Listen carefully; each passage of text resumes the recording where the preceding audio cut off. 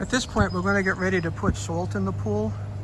So I've got about 440 pounds of salt in the back of my car. I'm just going to unload it and put it like right over here. Let's get going.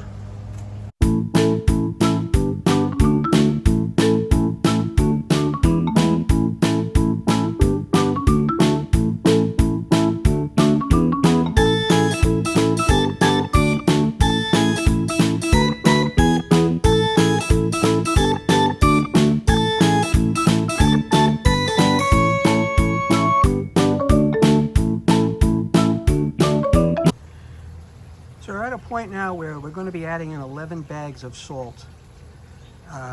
That's 440 pounds of salt. The system calculated it out that we needed 13 bags.